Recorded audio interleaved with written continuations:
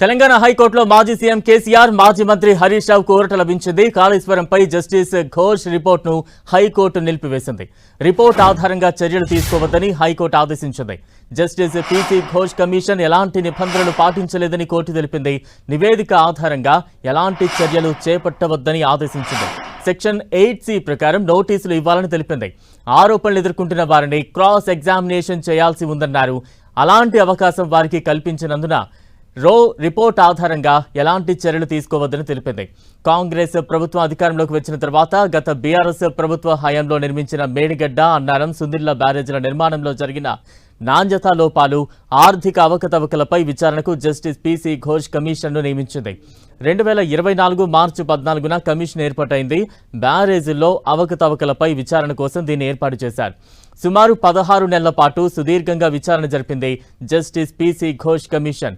2025 July 31న ప్రభుత్వానికి తన నివేదికను సమర్పించింది. 3 వాల్యూమ్స్ 660 పేజీలతో సమగ్ర నివేదిక అందజేసింది. ఈ నివేదిక తెలంగాణ కేబినెట్ ఆమోదించింది. అనంతరం అసెంబ్లీలోనూ ప్రవేశపెట్టింది. జస్టిస్ పీసీ ఘోష్ కమిషన్ తన నివేదికలో కీలక విషయాలు వెల్లడించింది. సిడబ్ల్యూసీ అనుమతులు రాకముందే పనులు ప్రారంభించారని నివేదికలో తెలిపింది. ప్రాజెక్టుల అవకతవకలకు కేసీఆర్, హరీష్ రావు, ఈటల రాజేందర్, మాజీ సిఎస్ జోషి, ఐఏఎస్ అధికారిని స్మితా సబర్వాల్తో పాటు ఇంజనీర్ల వైఫల్యమేనని తెలిపింది. అంతేకాదు నిర్మాణ వ్యయం అంచనాల కంటే 186% అధికంగా ఖర్చు చేశారని నివేదికలో తెలిపింది.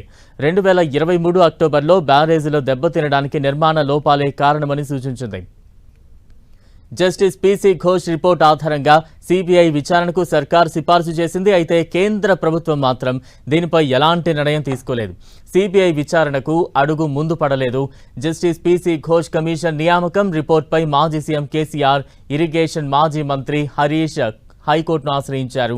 ఈ పిటిషన్పై ప్రధాన న్యాయమూర్తి justice Aparesh Kumar Singh, justice GM మొహినుద్దీన్లతో కూడిన ధర్మాసనం సుదీర్ఘ విచారణ చేపట్టింది.